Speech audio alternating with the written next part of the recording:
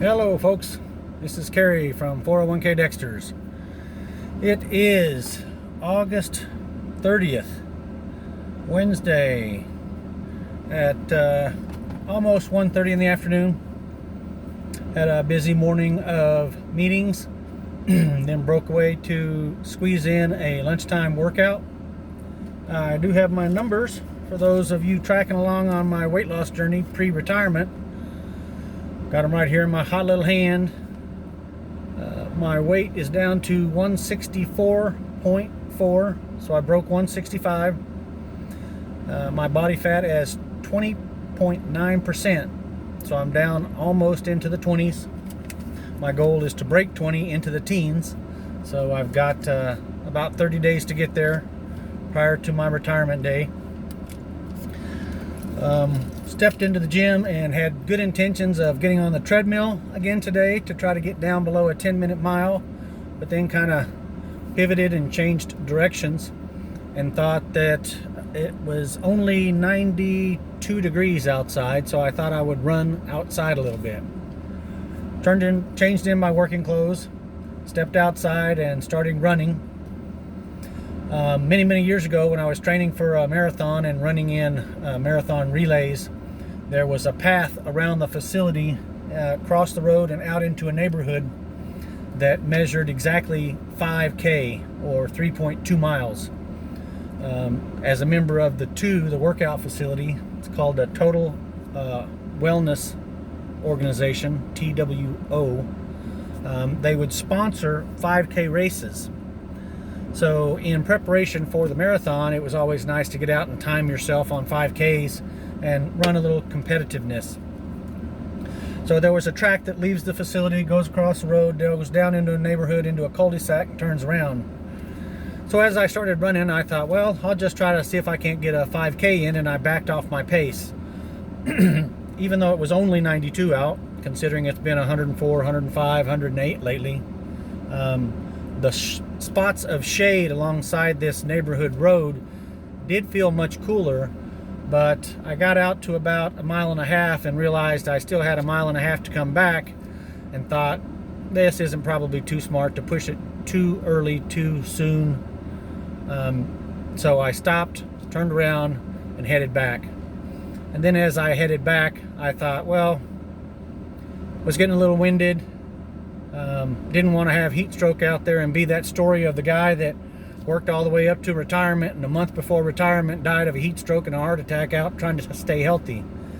So I stopped, and I'd hit a shady spot and I'd walk. And then I'd hit the sun spot and I'd run, and I'd pick a mailbox or a trash can that was out, and I would run to that spot. And then I would stop and hit another shady spot, and I would walk a little bit.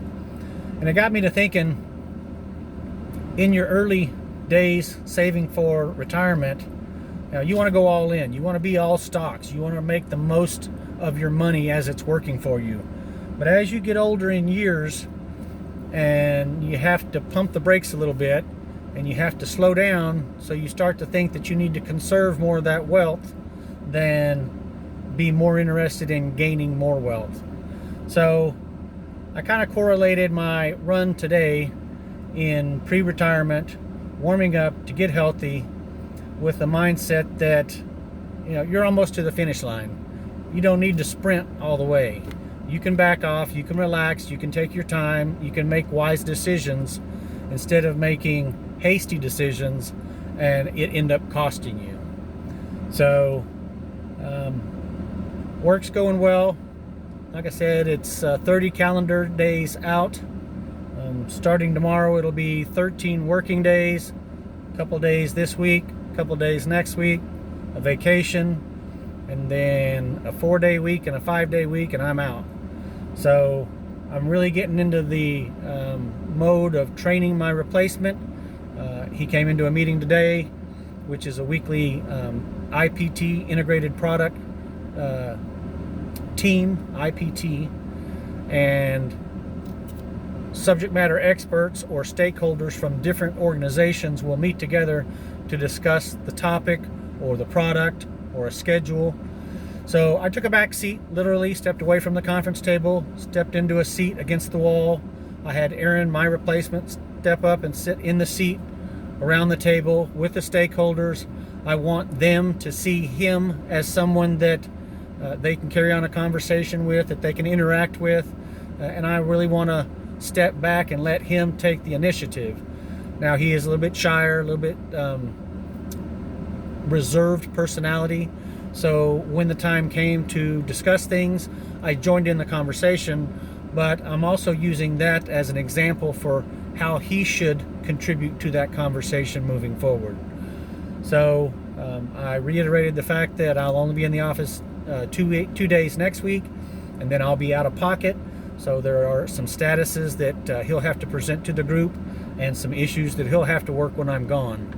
I reminded him that we'll be on a cruise and out in the middle of the Gulf, so no telephone or internet. You know, one of the guys in the room that had been on a cruise before said, well, you know, you can upgrade and get that package. And I said, like I said, I'll be out in the middle of the ocean and won't have any connection. So just telling them that, you know, I need to push Aaron into that role and have him take on those responsibilities while I take a back seat. But I want to give you guys an update both on how I'm feeling, really feeling good about where I'm going, where I'm headed. Like I mentioned before, really don't have those butterflies. Oh, I did have a conversation with Fidelity yesterday. I got an email that advertised a workplace savings specialist that would sit down and review your plan, toss out some ideas. I know that Josh Scanlon promotes sitting down, talking to someone else, getting a third opinion. Joe Kuhn is also an avid promoter of getting other opinions, sitting down prior to replacement or retirement, having other people's look at your plan, throw rocks at it, give you ideas. You know, he's always saying, don't go at it alone. You know, bring in a community of people. This advisor pulled up my account right in front of me. It was a Teams meeting, so he was looking at my account with all my allocations. Fidelity does have a planning tool where you can go in and look at your overall portfolio. You can also include other accounts, such as my Jazz account that we've got funds sitting in. You can go in and put in pensions, what ages those pensions play a part in, what age you plan on taking Social Security.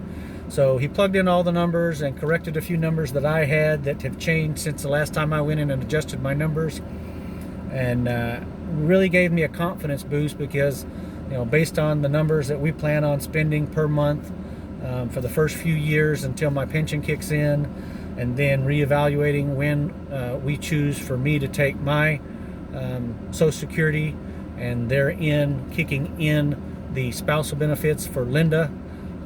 It really brought more confidence to my plan that we're on track, that we can make it. You know, he adjusted the potential returns from a below average, which I typically go into those estimates being more conservative to give me a better look as opposed to a worst case look, and the numbers look great. So it was real confidence booster to sit down with Fidelity. Of course, you know, he did offer up the option to buy an annuity. I know some people are more comfortable than that. I don't like tying my money up in a vehicle such as that and not being able to get to it immediately. He did reassure me that Fidelity uses very good insurance companies for these annuities, that you can get either standalone or joint. So if you were to die, then your spouse would get a reduced benefit, say a 70% survivor benefit on those annuities. But at this point, you know, Linda and I have discussed what our plan is, how we plan on taking the withdrawals from what accounts, at what rates, how to mix in inherited IRAs and Roths. So we've got a pretty good plan, and we're both talking about it, staying informed about it. So annuities aren't something that we really want to consider at this point. But it was nice, you know, to have that question or that discussion point come out in the conversation. So it's something else to look at, is do you want that guaranteed income that annuity would provide, or are you okay at going alone and working in your buckets or working with your allocations to generate the income that you need going forward.